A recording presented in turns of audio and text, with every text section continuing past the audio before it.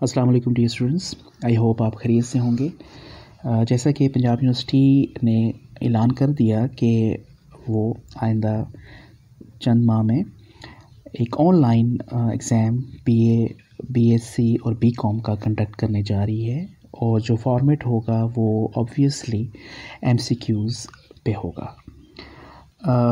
जैसा कि हम पिछले लेक्चर में भी मैंने आपको ये आइडिया दिया था कि एमसीक्यूज़ किस तरह तैयार करने हैं और कैसे आपने डिफरेंट फैक्ट्स और फिगर्स को हर लेसन में जो मुख्तलिफ कैरेक्टर्स हैं उनको तैयार करना है। तो ये हमारा सेकंड ऑडियो लेक्चर है।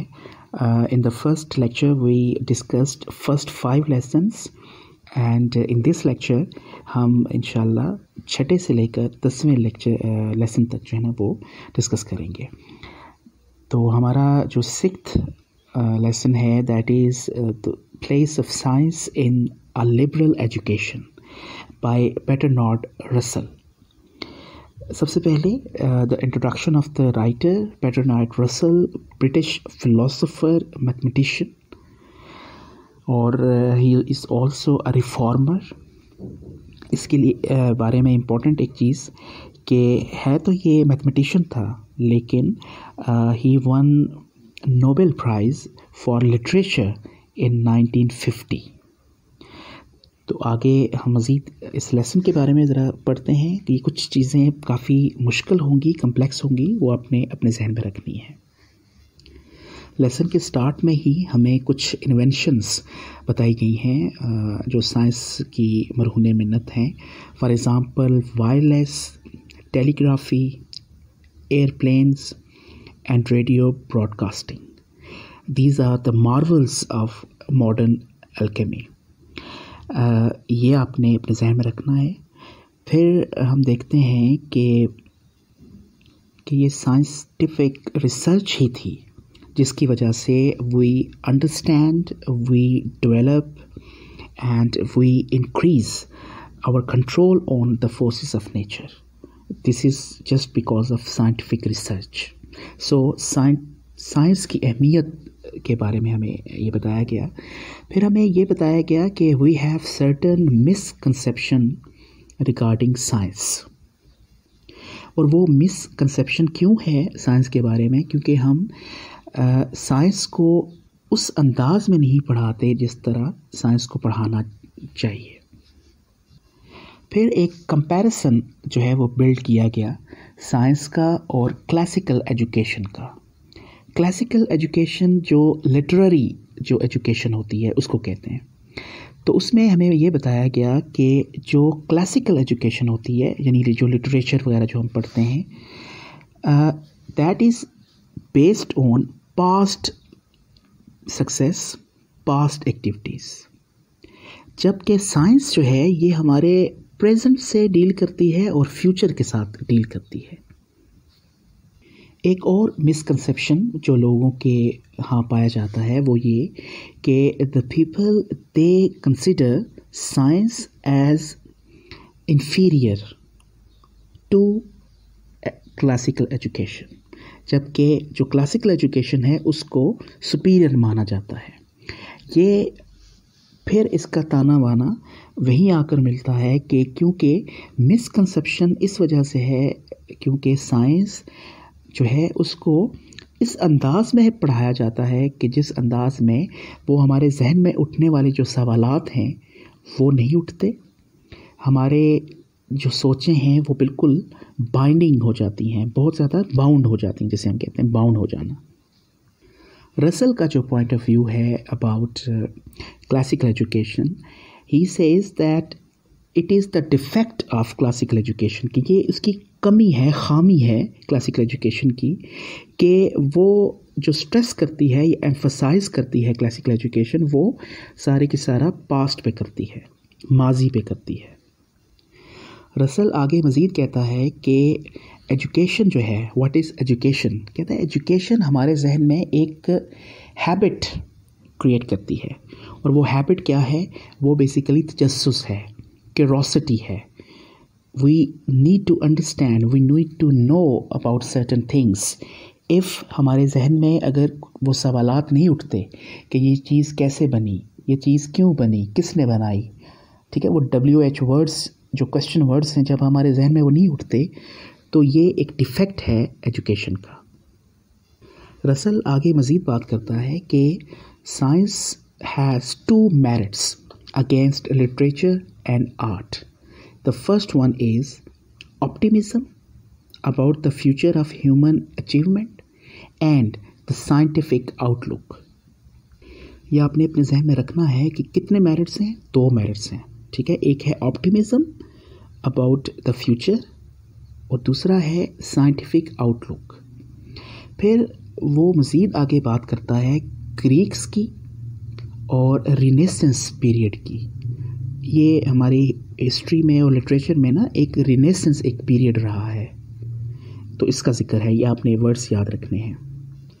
फिर रसल 3 मुख्तलिफ साइंटिस्ट्स का ज़िक्र करता है और उनमें फ़ैराडे, मैक्सवेल और हर्ट्ज़, ठीक है, इनके बारे में बात करता है। इलेक्ट्रोमैग्नेटिक जो वेव्स का जो मॉडर्न थियरी है, इन लोगों ने काम किया उस पर।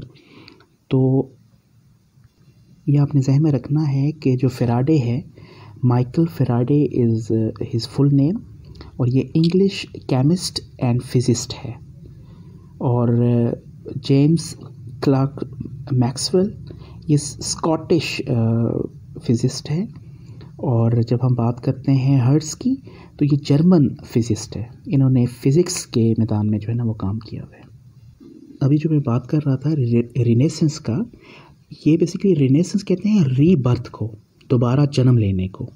ये पूरा पीरियड है, ये 14th सेंचुरी से 17th सेंचुरी के दरमियान जो पीरियड है, इसको बोलते हैं रिनेसेंस पीरियड।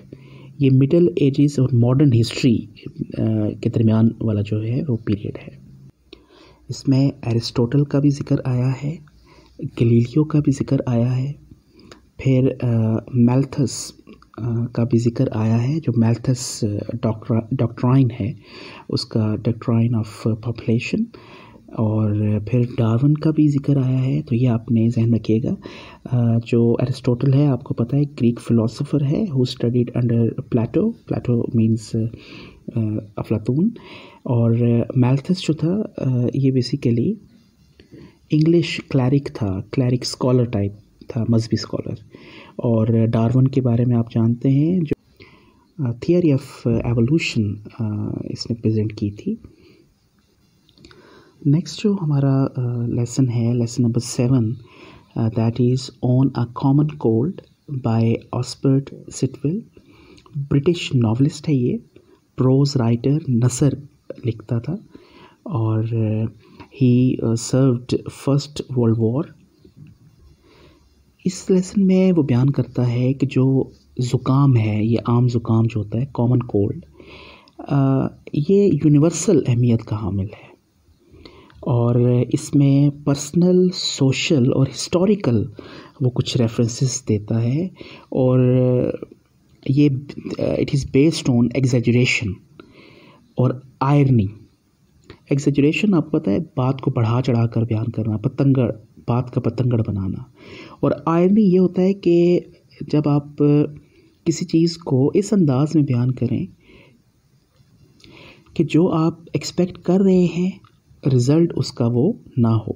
हम अमूमन आम ज़ुकाम को एक बीमारी लेते हैं आम सी, लेकिन यहाँ पर वो इसको बड़े ही हाई फ्लोन अंदाज में, बड़े ही मुबालगा राई के अंदाज में, एक ड्रामेटिक अंदाज में इसको बयान करता है। और सबसे पहले हमें बताता है कि जो ये बीमारी है, it is because of a germ, and the sufferer, जो बीमार मुब्तला जो शख्स है, starts sneezing, coughing, feeling pain in the teeth, ठीक है, he has red nose, sore eyes, उसकी आंखें दुखती हैं, breathing becomes difficult for that person, और उसकी जो आवाज़ है, that becomes hollow and soundless sometimes. यानी फ़िज़िकल जो इफ़ेक्ट्स हैं कॉमन कोल्ड के, वो हमें बताता है। फिर हमें बताता है कि एटीट्यूड और बिहेवियर भी लोगों का जो है ना वो चेंज हो जाता है, कि जो सोशल हैं, मतलब जो लोग बाहर मूव करते हैं सोसाइटी में, वो बिल्कुल एकदम से आइसोलेशन में चले जाते हैं, और जो आइसोलेशन में हैं वो एकदम से जो है ना वो क्या करते हैं, वो मुख्तलिफ थिएटर में चले जाते हैं, लेक्चर सुनते हैं, म्यूज़िकल जो कॉन्सर्ट्स हैं वो अटेंड करते हैं, उनकी फूड हैबिट्स जो है ना वो चेंज हो जाती हैं। ठीक है। फिर हमें राइटर बताता है कि किस तरह जो कॉमन कोल्ड है वो मुख्तलिफ प्रोफेशनल्स पर असर अंदाज होती है। Here he gives example of writers, waiters, hairdressers, chemists, druggists और डॉक्टर्स की, फिर क्लर्जीमैन की, जो ये चर्च के रिलेटेड जो लोग, उनकी एग्जांपल देता है कि किस तरह वो भी बायस बनते हैं कॉमन कोल्ड की जो जर्म है उसको फैलाने में। इसके बाद राइटर हमें कुछ historical background of the importance of cold बताता है कि किस तरह माजी में क्या हुआ, हिस्ट्री क्या थी इसकी कॉमन कोल्ड की। तो इसमें हमें वो बताता है, कुछ एग्जांपल्स देता है हिस्टोरिकल, कि Napoleon one of the France has to lick defeat at the battlefield of Waterloo, कि नेपोलियन जो कि फ्रांस का था, वाटरलू एक जगह का नाम जहाँ पे एक जंग लड़ी गई, तो कैसे इस कॉमन कोल्ड की वजह से उसको शिकस्त हुई। फिर द कैसर ऑफ जर्मनी, ठीक है, कैसर कहाँ का बादशाह, जर्मनी का। सीजर ऑफ रोम, सीजर जो है वो रोम का। एडोल्फ हिटलर ऑफ जर्मनी, ठीक है, ये 19th सेंचुरी का, were often afflicted with the common cold.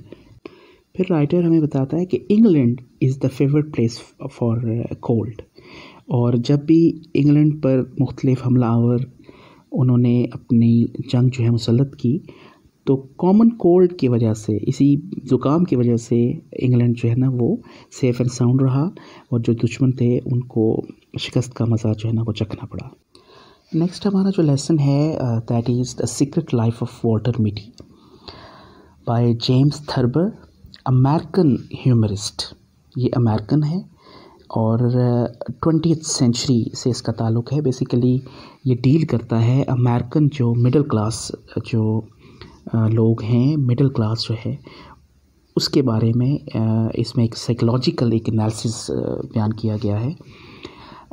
इसमें अगर हम देखें वॉल्टर मिटी के बारे में, मेन कैरेक्टर है, he is an abnormal person, middle aged, ठीक है, और जब उसकी हम कंपैरिजन में उसकी वाइफ को देखते हैं, शी इज़ परफेक्टली नॉर्मल।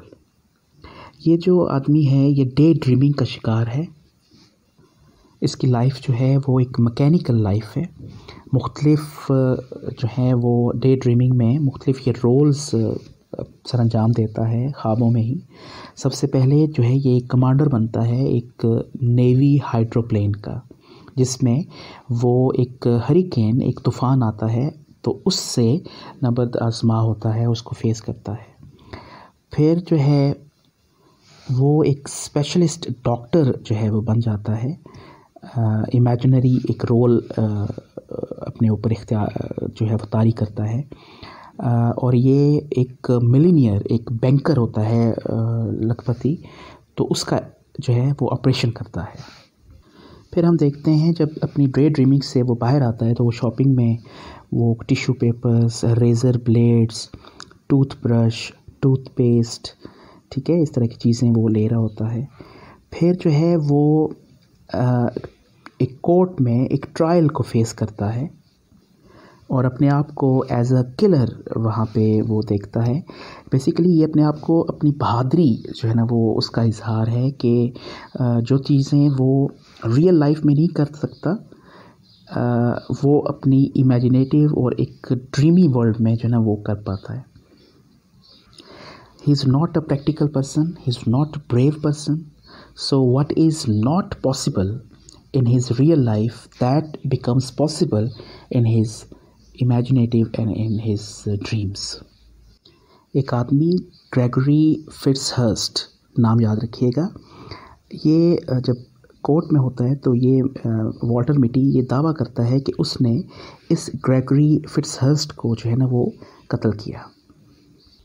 जो टाउन का नाम दिया गया है वो है वाटरबरी, ठीक है, याद रखिएगा। और इसने एक ऑटोमेटिक गन से जो है ना वो उसको मारा है। ये मारा नहीं है, इनफैक्ट ये अपने ख्वाब में ही बना हुआ है, कोर्ट को फेस कर रहा है, कोर्ट का ट्रायल, अदालत का। और इसने मारा भी जो है ना वो अपने लेफ़्ट हैंड से, ठीक है, विद ऑटोमेटिक गन। और कब मारा? 14 जुलाई, ठीक है, ये याद रखिएगा। फिर वो पपी बिस्किट्स की बात करता है। फिर उसका जो रोल है वो एक होटल में शिफ्ट होता है ख्वाब में ही, और वो वहाँ पर क्या करता है कि एक बड़ी लेदर चेयर पर बैठकर वो लिबर्टी नामी एक किताब जो है वो पढ़ता है। और वो किताब लिखी है जॉन स्टॉट मिल। उसमें कुछ वो फ़ोटोग्राफ्स ऑफ बॉम्बिंग प्लान्स जो है वो देखता है। तो फिर कैप्टन का रोल अपने ऊपर तारी करता है और वो ही फाइट्स अगेंस्ट जर्मन्स। जब वो आर्टिलरी का अटैक वगैरह होता है और जर्मन्स के साथ लड़ रहा होता है तो उस वक्त ये कहता है, कुछ अल्फाज इसके अपने जहन में रखिएगा, we live only once, we live only once. फिर वो दोबारा जो है ना वो उस ख्वाब से निकल कर वो होटल की जो एनवायरनमेंट है वहाँ पर आ जाता है। और लास्ट जो उसका रोल है वो ये करता है, सिगरेट वगैरह पी रहा होता है, ठीक है, और एक जर्मन जो है ना वो एक फायरिंग स्क्वाड होता है, ठीक है, और ये उसके सामने जो है वो खड़ा होता है। और फिर वॉल्टर मिटी प्रूव्स कि he is undefeated person, in fact in reality he was nothing. Next हमारा जो लेसन है, lesson number 9, that is emotional meanings by Robert H Thouless. ये जो है ये ब्रिटिश साइकोलॉजिस्ट है और ये पैदा हुआ था जुलाई 15, 1894 और सितंबर 25, 1984 को ये फोत हुआ था। अच्छा, इसमें ये कुछ इमोशनल और ऑब्जेक्टिव मीनिंग्स की जो है ना वो बात करता है, इमोशनल और ऑब्जेक्टिव वर्ड्स की बात करता है बेसिकली। इसमें एग्जांपल वो सबसे पहले देता है डॉग की, कुत्ता, डॉग। वो कहता है कि अगर हम डॉग को जस्ट एज अ डॉग लें तो इसके साथ हम कोई भी अपनी लाइकिंग और डिसलाइकिंग हम अटैच नहीं करते, मगर जब हम डॉग को मॉन्ग्रल कहें, मॉन्ग्रल जो है वो एक मिक्स्ड ब्रीड है, जब हम उसको मॉन्ग्रल कहें तो उसके साथ हम क्या करते हैं, वी अटैच कॉनोटेशन, यानी हम अपनी लाइकिंग और डिसलाइकिंग उसके साथ अटैच कर देते हैं। ये डेनोटेटिव और कॉनोटेटिव मीनिंग्स होते हैं दो तरह के। डेनोटेटिव होते हैं जो आप डिक्शनरी जो आपका मीनिंग होता है, ठीक है, डेनोटेटिव। जैसे फर्ज करें मैं कहता हूँ कि वॉल तो जो है वो लोगों के दरमियान एक दीवार है। अब अगर हम दीवार को, ईंटों वाली दीवार अगर हम लें तो वो होगा डिक्शनरी मीनिंग, और अगर हम दीवार को सेपरेशन की सेंस में लें, ठीक है, इलाइदगी की सेंस में लें, तो ये होता है कॉनोटेटिव, ठीक है, कॉनोटेशन। तो मॉन्ग्रल जब उसने एक डॉग को हम जब कहें तो ये हम क्या करते हैं, उसके साथ इमोशनल मीनिंग्स अटैच करते हैं, ऑब्जेक्टिव मीनिंग्स नहीं अटैच करते। फिर वो एग्जांपल्स देता है फर्म, सख्त को। अब सख्त तो एक नॉर्मल वर्ड है फर्म, ठीक है, ऑब्जेक्टिव इसका मीनिंग है। लेकिन अगर हम कहें कोई बंदा बड़ा ज़िद्दी है, अब ज़िद भी जो है ना वो फर्म ही है। तो ऑब्स्टिनेट जो है वो क्या हुआ, ये थोड़ा सा हमने उसके साथ अटैच किया, कौन सा मीनिंग, इमोशनल। और जब हम उसको कहें यार ये पिग हेडेड है, यानी बात सुनता ही नहीं है बिल्कुल, तो ये क्या हुआ, हमने उसके साथ ज़्यादा जो है वो इमोशनल मीनिंग अटैच कर लिया। तो फर्म जो है वो स्ट्रॉन्ग अप्रूवल है, ऑब्स्टिनेट जो होगा वो है माइल्ड डिसअप्रूवल, और पिग हेडेड जब हम बात करेंगे तो ये स्ट्रॉन्ग डिसअप्रूवल है। यानी हम बहुत ज़्यादा जो है ना, जब हम क्या करते हैं, नफ़रत का इजहार या अपनी फीलिंग्स का इजहार कर रहे होते हैं। तो इसी तरह हम क्या करते हैं, हम सर्टन इमोशनल और सर्टन ऑब्जेक्टिव मीनिंग्स यूज़ करते हैं। राइटर कहता है कि पॉलिटिक्स में और रिलीजन में हम बहुत ज़्यादा इमोशनल मीनिंग्स यूज़ करते हैं और इसी वजह से क्या होता है, प्रॉब्लम्स जो हैं वो क्रिएट होते हैं। आपने देखा होगा मज़हब में भी बहुत सारे प्रॉब्लम्स और सियासत में भी बहुत सारे प्रॉब्लम इसी वजह से ही होते हैं कि इमोशनल मीनिंग्स अटैच होते हैं, एक दूसरे को बुरा भला कह रहे होते हैं। और इसी तरह लिटरेचर में भी इमोशनल मीनिंग्स यूज़ होते हैं, लेकिन लिटरेचर में जो इमोशनल मीनिंग्स यूज़ होते हैं वो एग्ज़ाम्पल देता है जॉन कीट्स की केसमेंट। और केसमेंट का जो वर्ड है, it is used for window. Fair का वर्ड एक और यूज़ हुआ फॉर वाइट। एंड ब्रेस्ट का जो वर्ड है वो चेस्ट के लिए यूज़ हुआ। तो यहाँ पर राइटर कहता है कि जब हम लिटरेचर में यूज़ करते हैं इमोशनल मीनिंग्स, तो वहाँ क्या होता है कि वो इमोशनल मीनिंग्स वो हमारे अंदर एक अच्छी फीलिंग्स पैदा करते हैं, वो अपील पैदा करते हैं, हम अट्रैक्ट होते हैं। लेकिन जब सियासत में और मज़हब में जब इमोशनल मीनिंग्स अपनी लाइकिंग और डिसलाइकिंग का इजहार हो, तो वहाँ पर मसाइल जन्म लेते हैं। इसका वो हल यही बताता है कि हमें हर हाल में objective approach of thinking, reading and writing, ठीक है, वो शो करनी चाहिए। इमोशनल जो है ना, वो इमोशनली अटैच्ड और पैक्ड वर्ड्स हम यूज़ ना करें, न्यूट्रल वर्ड्स यूज़ करें, ठीक है, अगर हम मसाइल से बचना चाहते हैं। फिर वो एग्ज़ाम्पल्स देता है कुछ पुरानी हिस्ट्री की। A politician can work disastrous more than 100 laboratories। कहता है एक पॉलिटिशियन जो है ना, वो जब इमोशनल वर्ड्स यूज़ करता है तो वो 100 लेबॉर्ट्रियों से भी ज़्यादा ख़तरनाक है, जहाँ लेबॉर्ट्रियों में मुख्तलिफ जो नुकसानदेह चीज़ें जो बनती हैं। फिर वो एग्ज़ाम्पल देता है Hitler of Germany, Napoleon of France, Mussolini of Italy, Franco of Spain, Pharaoh of Egypt, Pharaoh जो फ़िरौन, चंगेज़ खान और हलाकू खान ऑफ मंगोलिया। इनकी एग्ज़ाम्पल देता है और उनको क्रिटिसाइज़ करता है कि they have used emotional words, ठीक है, और हम इंटरनेशनल और नेशनल जो मसाइल हैं उनको हल कर सकते हैं जब हम ऑब्जेक्टिव मीनिंग्स और ऑब्जेक्टिव जो वर्ड्स हैं वो यूज़ करेंगे। कुछ और एग्ज़ाम्पल्स भी वो देता है इसमें, जिसमें Bolshevik, fascist, reactionary, revolutionary, constitutional, national honour, इस तरह के अल्फाज वो यूज़ करता है कि ये सारे जो हैं ये सारे इमोशनली पैक्ड वर्ड्स हैं, ठीक है। देखें, एक और एग्ज़ाम्पल मैं आपको समझाता हूँ कि एक ही शख्स होता है, कुछ लोग उसको कहते हैं कि ये दहशतगर्द है और कुछ लोग उसे कहते हैं कि ये फ्रीडम फाइटर है। बंदा एक ही है। अब वो फ्रीडम फाइटर क्यों कह रहे हैं और उसको टेररिस्ट क्यों कह रहे हैं? Just because of emotional meanings, just because of liking and disliking. एक जो नीग्रो है, जो हबशी है, ठीक है, वो उसकी कलर की बुनियाद पर आप उसको क्या कहते हैं, हबशी या नीग्रो।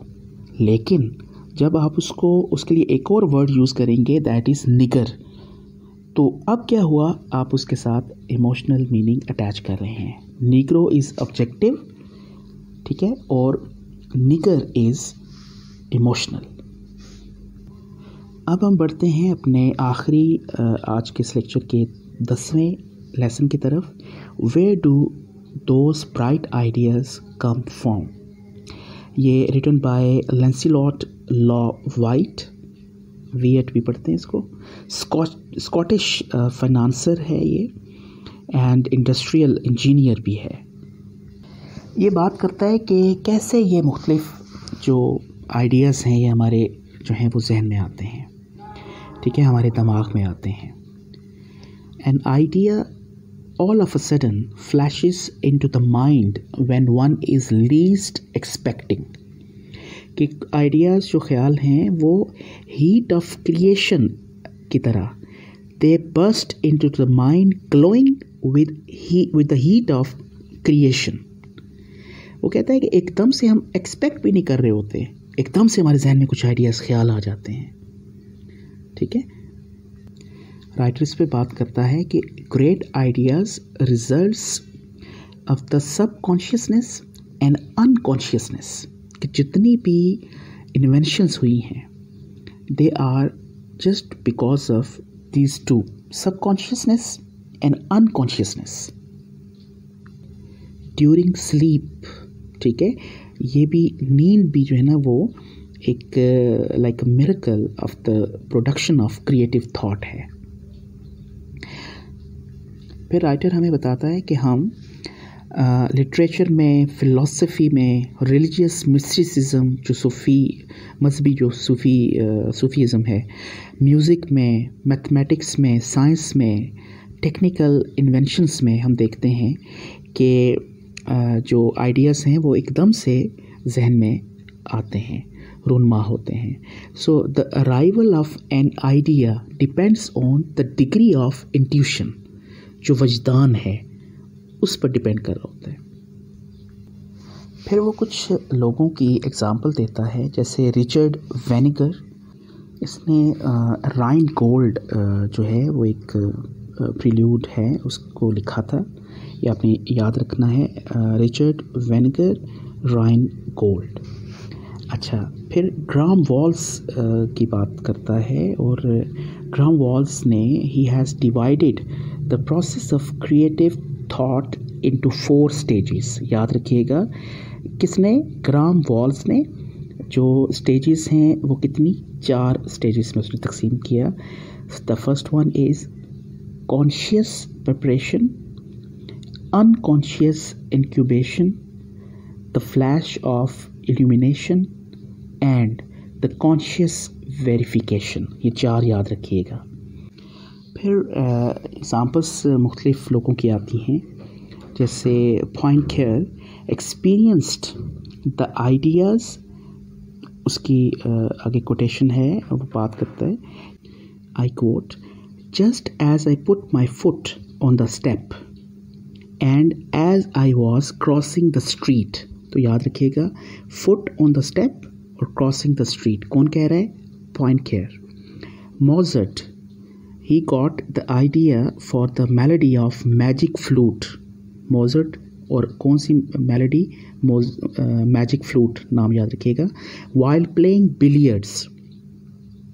फिर बर्लाइज, एक और बंदा, found himself humming a musical tune while breathing in the Tiber.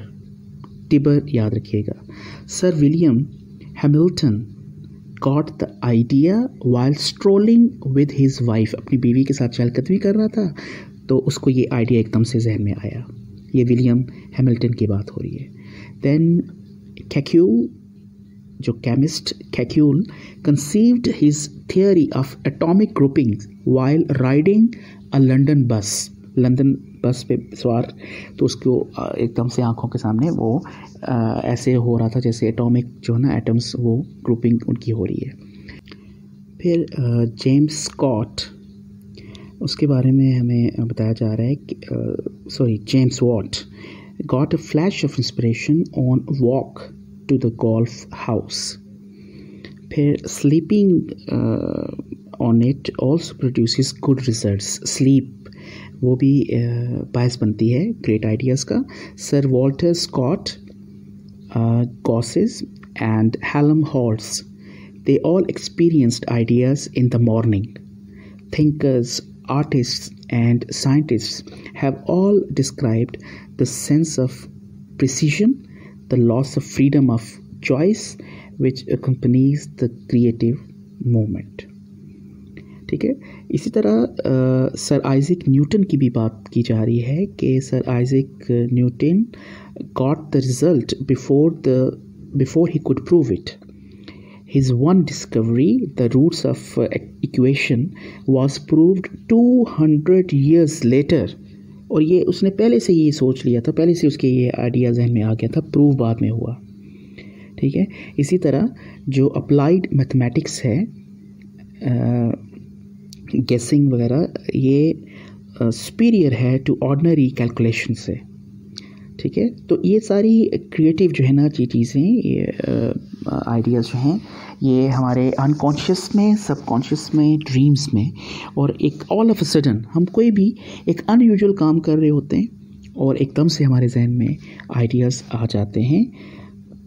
ठीक है, the analogy of growth has been often used for creative thought, और Keats uses the symbol of plant growth. तो ये शायर भी जो हैं, ये भी क्या करते हैं, इनके जहन में भी आइडियाज़ जो हैं वो आते हैं और ऑल ऑफ अ सडन आते हैं। मैं आपको एक एग्ज़ाम्पल दूं कि अहमद फराज के बारे में कहा जाता है कि वो डाइनिंग टेबल पर जब वो सुबह ब्रेकफास्ट करने आते तो अपने साथ कागज़ वगैरह ले आते, तो एकदम से आमद होती। तो ये आते हैं ये मज़ामी गायब से, जो गालिब कहता है जिस तरह। इस तरह शेक्सपियर के बारे में कहा जाता है कि वो भी चलते चलते जो है ना वो बैठ जाता था और जो मुख्तलिफ आइडियाज़ है वो लिखना शुरू हो जाता था। ठीक है, so this is how these great ideas come to mind. I hope ये लेक्चर भी आपको आपके लिए मुफीद होगा और अच्छा लगा होगा। अपना ख्याल रखिएगा, अच्छी तरह से तैयारी कीजिएगा। टेक केयर, अल्लाह हाफिज़।